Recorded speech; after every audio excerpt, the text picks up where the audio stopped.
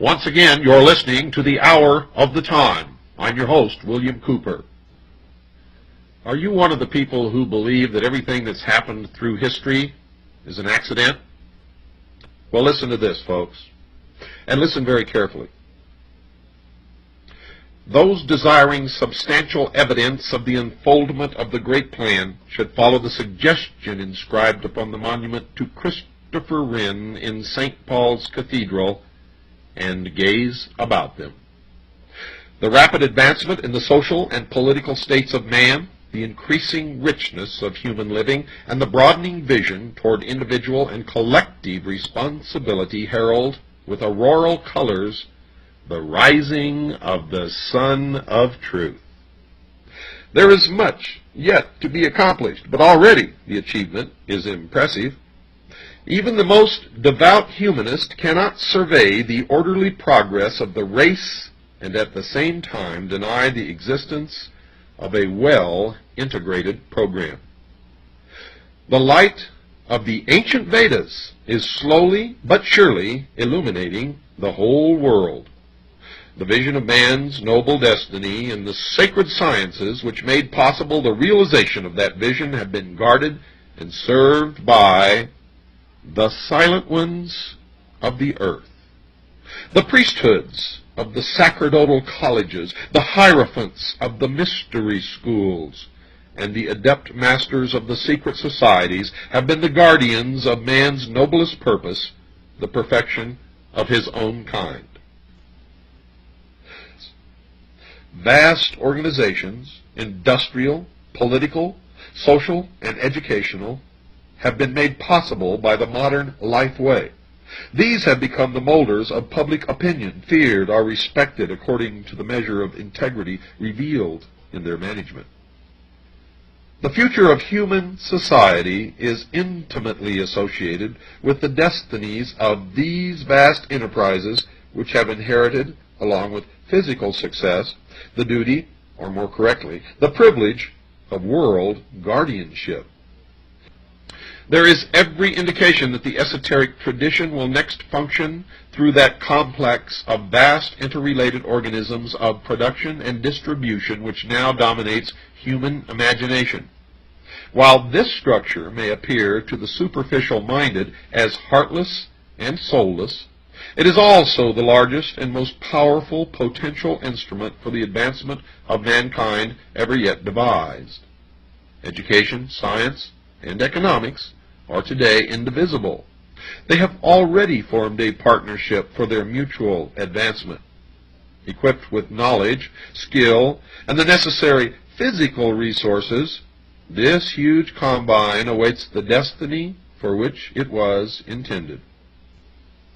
Progress is not bound inevitably to any nation or people.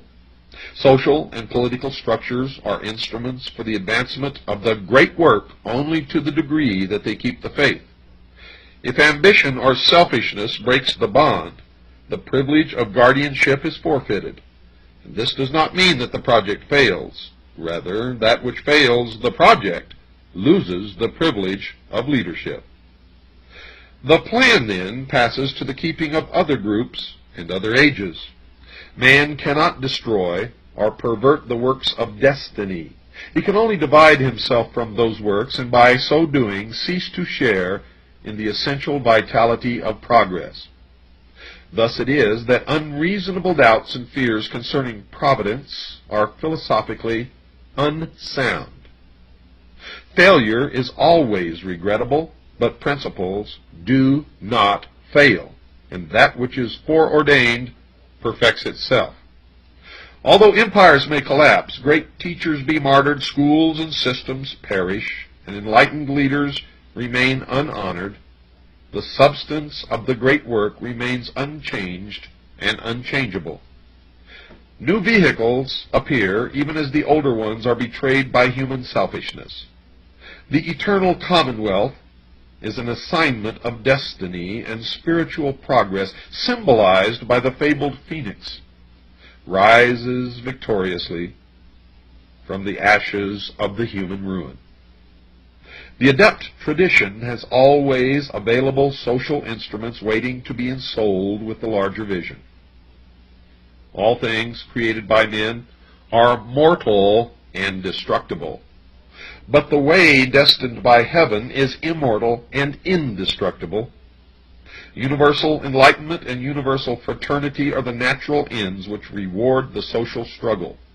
The world and all that inhabits it are moving triumphantly toward peace and security. At any given time, the vision may be obscured, but in the larger dimensions of time, all things work together for the fulfillment of the greater good. Is that a piece of excellent retrospective writing looking back on history? No, ladies and gentlemen, it is not, for this was written by Manly P. Hall in Los Angeles, California, in April of 1951. What he predicted is what is happening: a wedding, a marriage between the corporate world and the state, which is coming. He's talking here about socialism, humanism, the concept that man will become God, and the new religion will change with the needs of man, not man conforming to the laws of God. Manly P. Hall was an adept, a highly degreed. In fact, he was a 33rd degree Freemason, may have held many, many other degrees in the secret societies of Mystery Babylon. He was a priest of the order.